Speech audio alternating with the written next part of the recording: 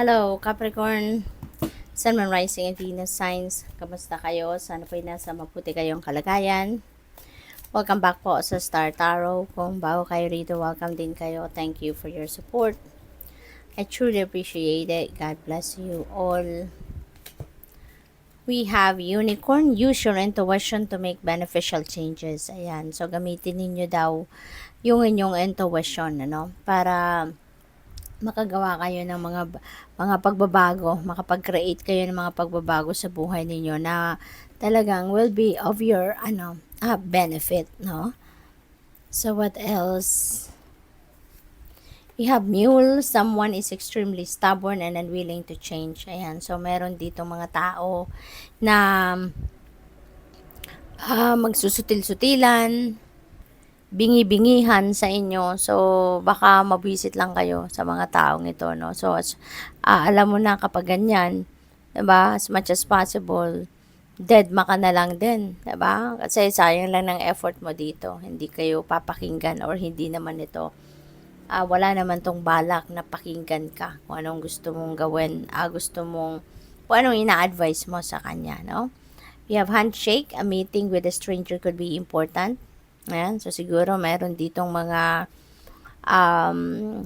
pakikipag-usap, meron kayong mga meetings dito with someone na maaaring ngayon mo lang makikilala, no? That will be beneficial for you in the long run, maaaring in the near future, no? Baka yung taong ito makakasuporta sa'yo, makakatulong sa'yo in any shape or form, no?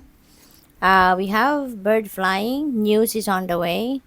Ayan, merong balita na paparating, no? That could be magandang balita na pwedeng dumating, no, sa inyo. Baka ito na yung hinihintay ninyong updates, resulta, mga ganon.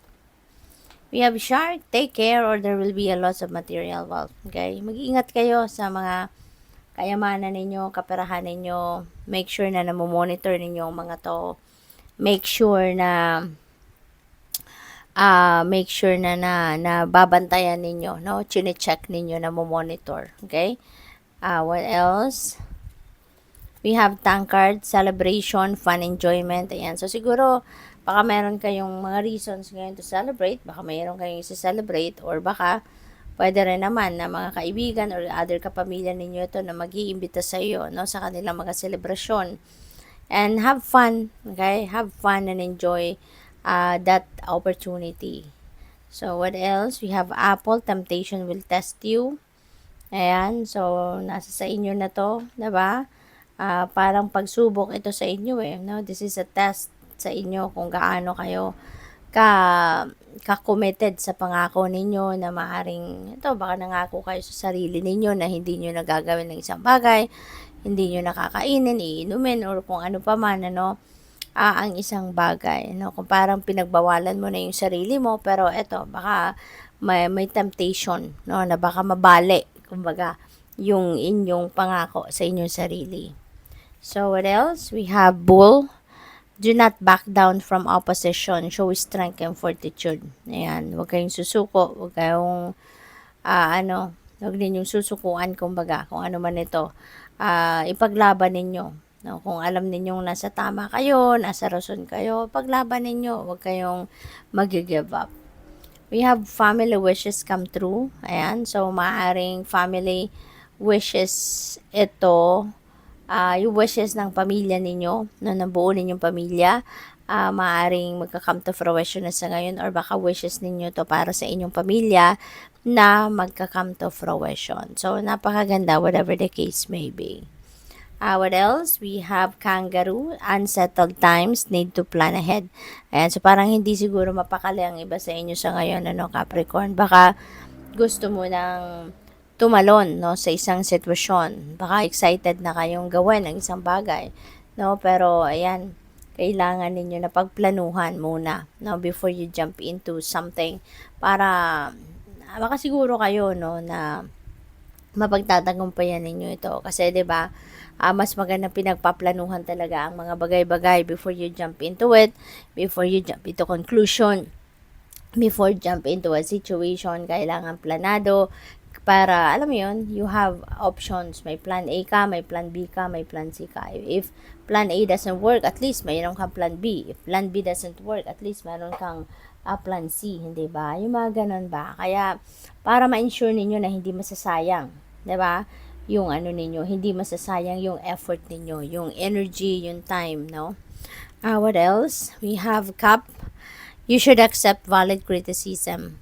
Ayan. So, importante din, no, na marunong tayong magtanggap ng criticisms ng ibang tao. Kasi yun din naman yung nakakatulong sa atin na pagbutihin natin ang mga ginagawa natin. 'Di ba? Yun ang parang nagiging fuel natin na nagalingan pa natin ang ginagawa natin, mas lalo pa natin pag-igihan, yung mga ganon, no?